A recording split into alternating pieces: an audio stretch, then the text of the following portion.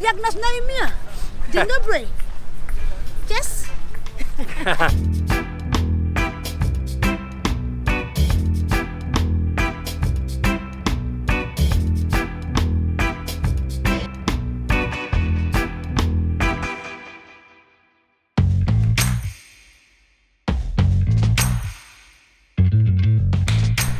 No cóż, jestem już na granicy.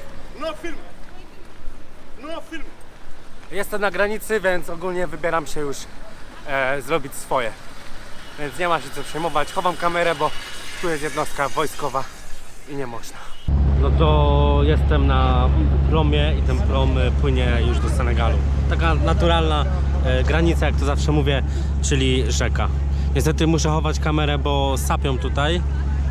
Więc no nie mogę za bardzo nakręcić, ale tyle co mogę z ukrycia to nakręciłem, no. Jedziemy motorkiem! Gościu mnie... O, jak ładnie mówi! Jedziemy motorkiem! Jadę tu za 2 złote.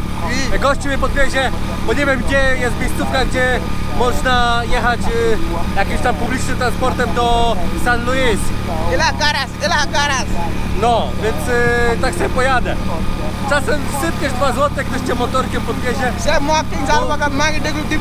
bo normalnie by cię nie podwiózł. Oni wszystkim widzą pieniądze. Wszystkim! Więc trzeba w taki sposób postępować. Las Garage to znaczy, że tam jest garaż, gdzie zbierają się auta i się jedzie do San Luis.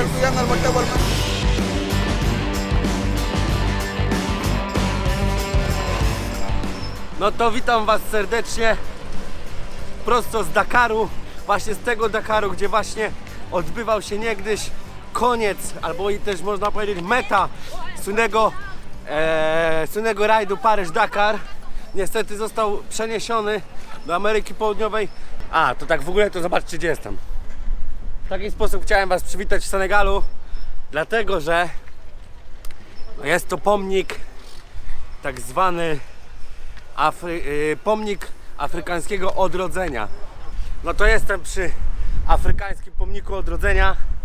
Powiem wam szczerze, no jest dosyć imponujący. Pomnik ten postawiono 3, w sensie otwarto, bo go stawiali bardzo długo. Otworzyli go 3 kwietnia 2010 roku w 50. rocznicę niepodległości Senegalu. Miał być symbolem wyjścia Afryki z rasizmu i z całej tej reszty nietolerancji.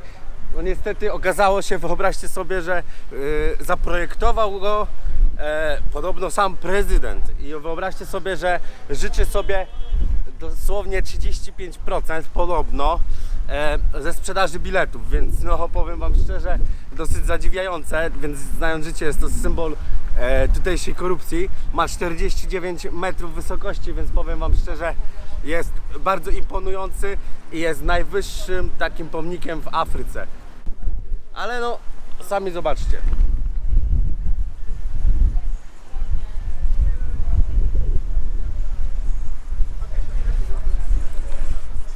Fajne, ładne, ale tyle co tu byłem, właśnie już wychodzę.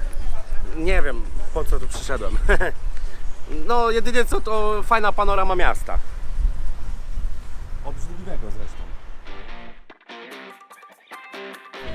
Właśnie wybieram się na wyspę Gorę. Już wiem, że żałuję tej decyzji ze względu na to, że podeszła do mnie murzynka, bardzo miła. I ona do mnie, że skąd jestem, ja z Polski, a ona do mnie po polsku lepiej niż ja. Więc to już jest znak, że będzie to miejsce turystyczne.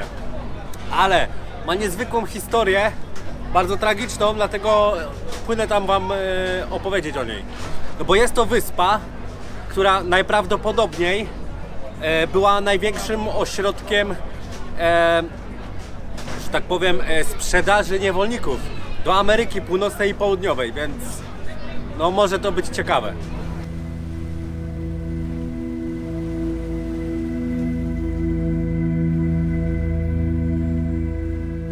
Czym jest, albo czym była wyspa Gorę? Jest, czy też była jedną z najbardziej chyba, przynajmniej znanych, tak się mówi, miejscówek, gdzie był punkt przesiadkowy dla przyszłych niewolników. Zobaczcie, tam jest normalna Afryka kontynentalna. 3 km dalej oddalona jest otóż ta miejscówka. Tutaj właśnie dokonywano zakupu niewolników, którzy zostali wysyłani do Ameryki Południowej czy też Północnej. Kto tego dokonywał? Europejczycy. Ale pamiętajcie, że Europejczycy najczęściej nie wypierdzielali gdzieś tam w głąb Afryki, żeby schwytać murzynów, żeby ich potem tutaj opchnąć czy przywieźć, bo takie rzeczy to są zbyt ryzykowne rzeczy. Kto się tym zajmował? Oczywiście murzyni. Sami na początku robili to w taki sposób, że gdzieś tam wrogie wioski, wrogie plemiona, więc ich tam gdzieś schwytali, oddali tutaj, czy tam sprzedali, a potem już z tego się taki kurwa biznes rozkręcił, że już brali po prostu równo nawet nie wrogów, żeby na tym zarabiać, więc tak jak znamy przypadki, o tego tematu to ja w sumie nie ruszę. Po dziś dzień na tej wyspie mieszka podobno około 900 000 osób, zresztą płynąłem barką, czy tam łodzią z dziećmi, co oznacza, że po prostu, żeby iść do szkoły, muszą płynąć taką barką sobie do szkoły. Gdyby nie fakt, że rzeczywiście to miejsce jest turbo nastawione na turystów i w sumie nie ma co się dziwić, kiedyś tutaj odbywały rzeczy niesłychanie tragiczne, więc teraz na tym trzeba robić pieniądze. Mówi się, aczkolwiek to jest tylko teoria, że około 1 000 000 ludzi zostało tu sprzedanych. Czy to jest prawda? Nie wiem, bo ogólnie rzecz biorąc jest dosyć spora dyskusja pomiędzy historykami, którzy się po prostu sprzeczają, jakie były fakty. No bo nie ma dowodów, nie ma kurwa książek, gdzie prowadzono spisy. Powiedzmy, że na przykład Auschwitz działało w takich czasach, gdzie już istniały kamery, telefony, kamery, telefony w sumie takie na kabel, tak, ale były kamery, były aparaty i tym podobne, więc jakoś to uwieczniono i nie było z tym kłopotów. Oczywiście ta wyspa by działała do dzisiaj, gdyby niewolnictwo dalej było legalne, ale dzięki Bogu ktoś wpadł na to, że to jest niehumanitarne i po prostu przestał to robić. Bardzo fajna miejscowość, gdybyście byli w Senegalu. Bardzo fajna miejscowość, jak macie pieniążki, żeby się kurwa tutaj wybrać. Mogłoby się wydawać tutaj całkiem spoko i jest to jedno z miejsc, które mi się podoba. Po tylu tygodniach nie mam wyjścia i znowu spotkałem plażę. Nie lubię w ogóle morza, oceanu, kurwa, plaż, ani nic w tym stylu. Po tym jak przepłynąłem Atlantyk, po prostu mam obrzydzenie do słonej wody. Już mam słone usta. Oczywiście tutaj jest wiele pięknych plaż, o których część z Was może marzyć przez całe życie, żeby je zobaczyć i nie zobaczy. A ja je mam w dupie, bo ich nie lubię. Dziwny jestem, nie? No to jest tu miejsce, które chyba najbardziej dotknęło prawdopodobnie afrykańskich murzynów i jest to właśnie tutaj. Oczywiście ludzie sobie robią tutaj zdjęcia, ale nie ma co przeżywać. Zaraz zobaczymy miejscóweczki. No i słuchajcie. Oczywiście szkoda, że to nie są oryginalne jakieś wpisy ludzi, którzy byli tu przetrzymywani tylko przez jakichś zjebanych na web turystów, ale to miejsce słynie przede wszystkim z tego, znaczy w ogóle to są miejsca, gdzie byli przetrzymywani niewolnicy. I jest takie miejsce, które jest nazywane takim ostatnim wyjściem, czy też ostatnim oknem. Teoretycznie mówi się, że to właśnie tędy wychodzili murzyni, czy też byli wypędzani i tutaj wsiadali do łodzi. Prawdopodobieństwo jest małe ze względu na to, że tu są po prostu skały, więc po prostu najprościej rzecz ujmując, kurwa, nie mieli jak podpłynąć tutaj łodzią, ale pamiętajmy, że to było jakieś 150 lat temu, więc możliwe, że w jakimś tam czasie po prostu ktoś te kamienie tutaj przyniósł, więc w sumie nie wiemy jak jest. No ale to jest to.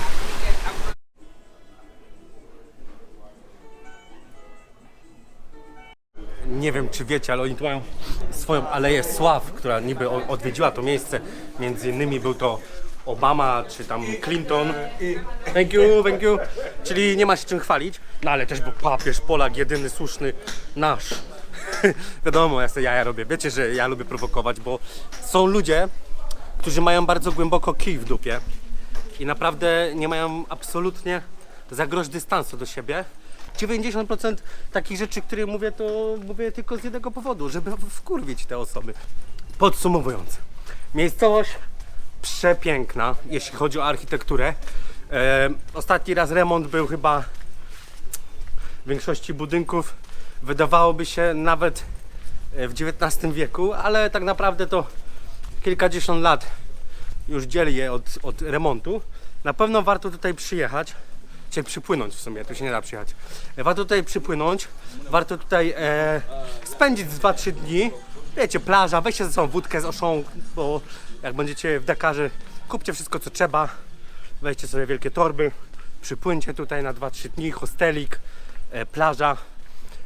Nie uwierzę, że w nocy czy coś jest wam się w stanie coś tutaj wydarzyć. Bo jest tak jak mówiłem tutaj około 1000 mieszkańców, co oznacza, że kurwa wszyscy się znają. I nikt lokalny tu nie zrobi paskustwa, bo to taki się nie robi, no. Więc myślę, że fajny pomysł.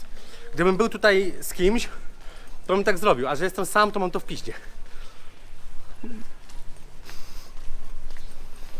Jestem sam. Ja jestem samotnikiem, trochę. Powiem wam, taka wyspa, ona ma 32 hektary. To jest moje marzenie. Gdybym miał możliwość posiadania 32 hektarów wyspy, od kraju oddalone o 3 km, czyli nie musiałbym się za bardzo spinać. I dzieci bym jakoś zawoził do szkoły. I mógłbym w takim miejscu zamieszkać.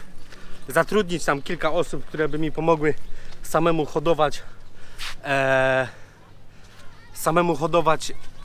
jedzenie i całą resztę, żeby się, wiecie, jakoś żyć. I bym sobie kurwa mógł na tej wyspie żyć i nikt by tam nie przychodził.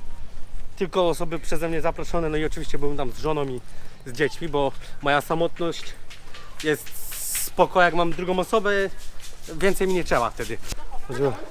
Merci. Nie mam potrzeby po prostu chodzenia, nie lubię takich imprez, niczego.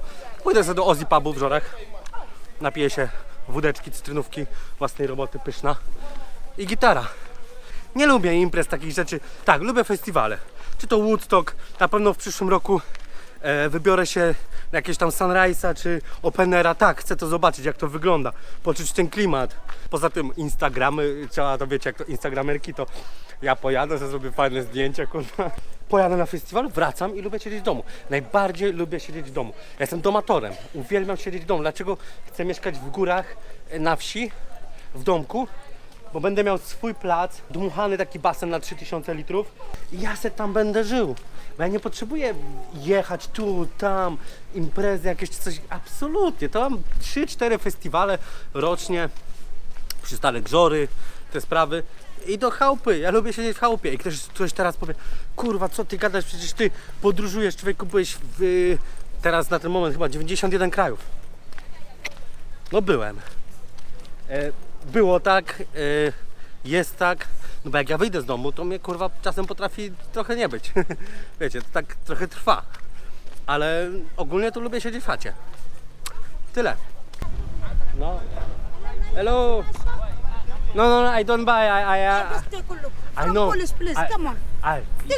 I go traveling 3 months for Yes. my back. Yes. I don't take nothing. Me, I want to show you. You show Polish people my work. You show them.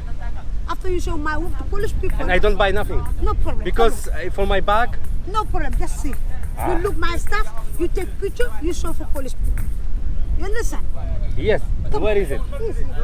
Come on. Okay. Zrobimy to dla was, bo ta pani mówi, I like Polish people. you can speak Polish. Yes. Jak nas na imię? Dzień dobry. Yes.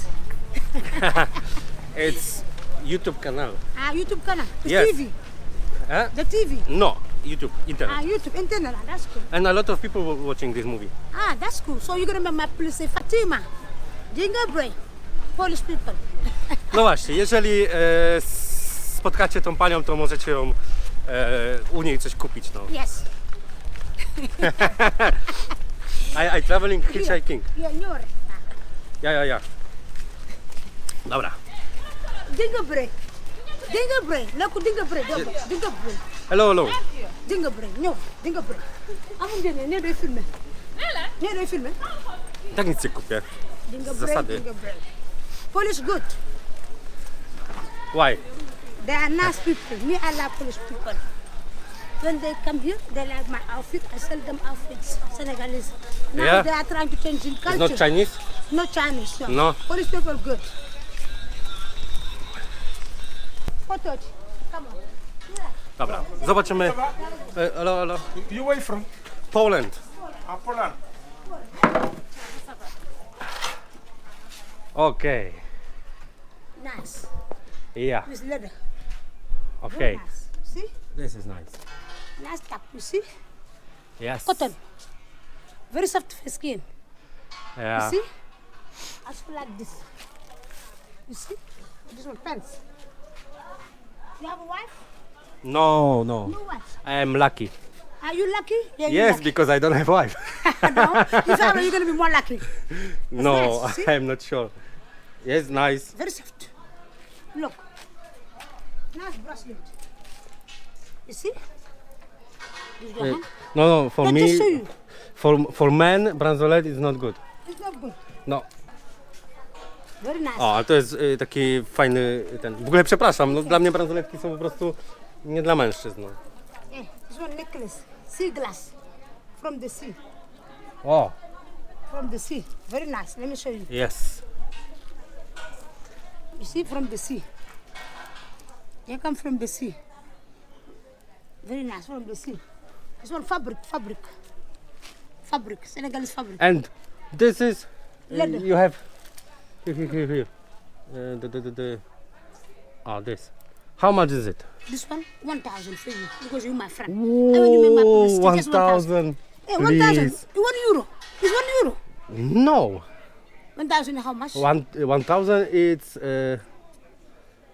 it's 1 euro and And half. 75 And half. cent. And half. Yes. And half cents. I am good Come on, mathematics. together remember Fatima.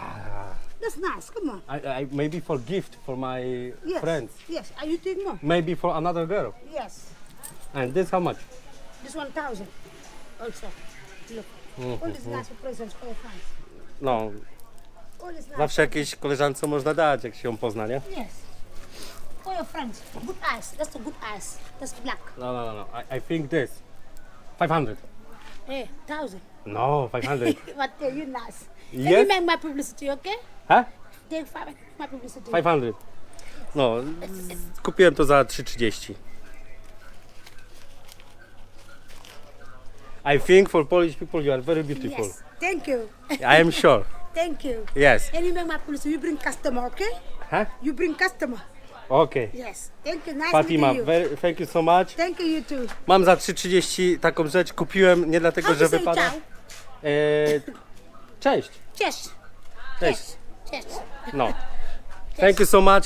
Yeah, thank you, you too. Bye-bye. Bye Thank you so much. I co? O co tutaj w tym wszystkim chodzi? Nie no, babka jest po prostu urocza, więc musiałem do niej przyjść. Taka dobra 40 już prawie.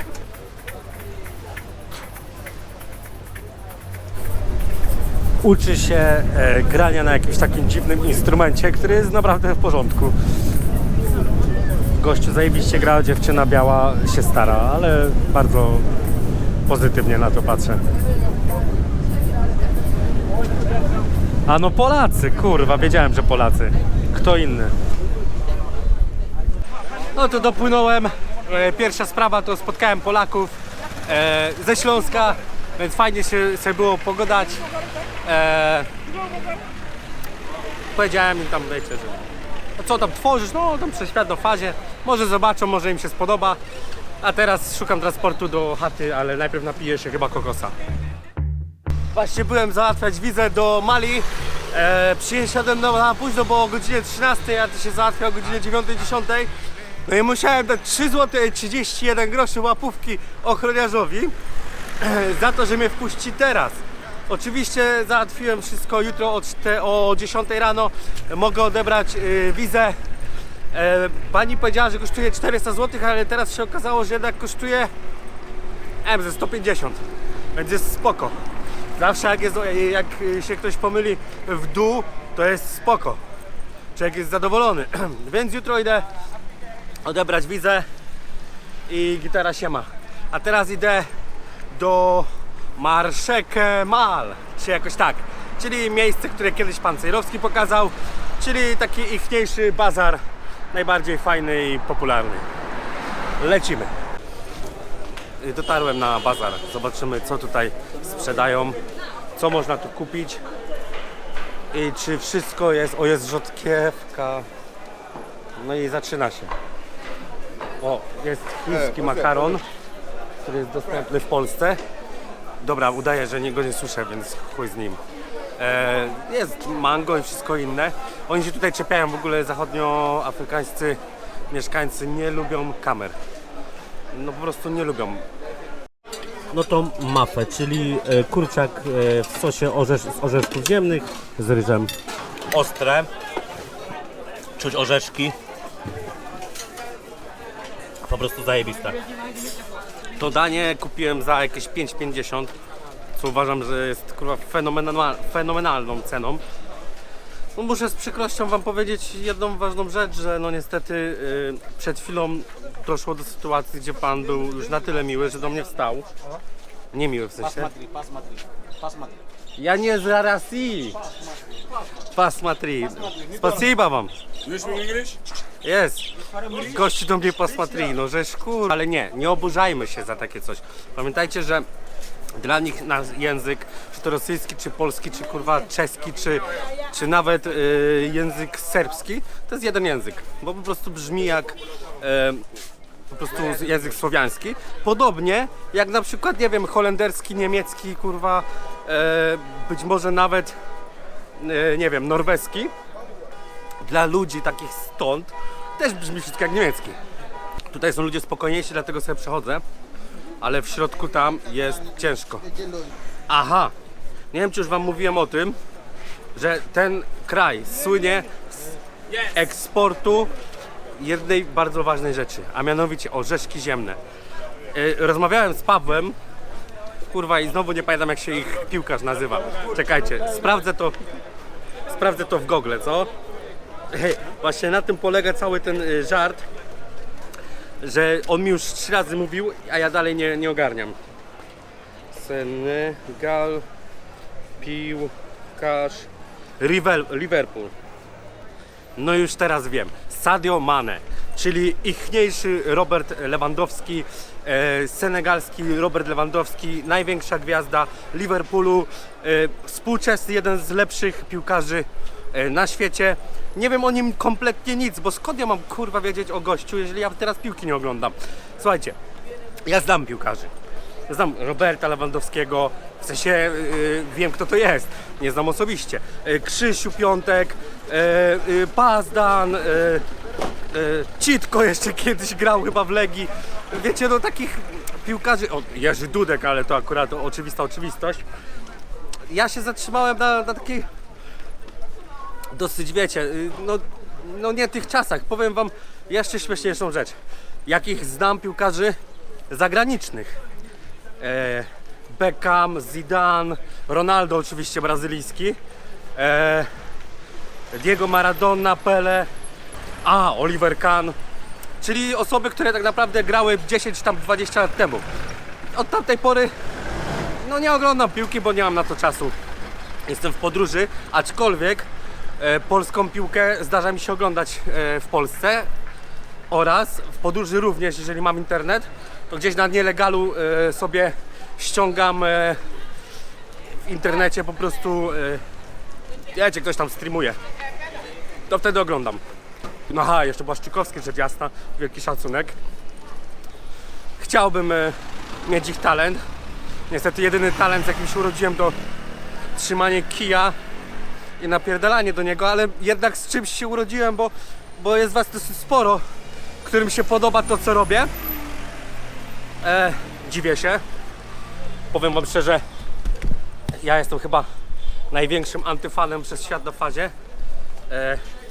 Hejtuję, bardzo dużo hejtuję. Konstruktywna krytyka mnie interesuje już. Musi się zacząć przygoda, więc jeżeli ludzie sobie tutaj nie za bardzo życzą w Dakarze, żebym ich nagrywał, albo nawet nagrywał siebie, jeżeli oni są w tle, na przykład na bazarze, a to jest według mnie najbardziej interesujące miejsce, jeżeli chodzi o Dakar, no to jadę jutro do Mali. Po drodze będzie przygoda, a to jest najważniejsze. Haj Silasia Jah Rastafari. Witam was w Mali, czyli w kraju, który jest niestety od lat ogarnięty wojną domową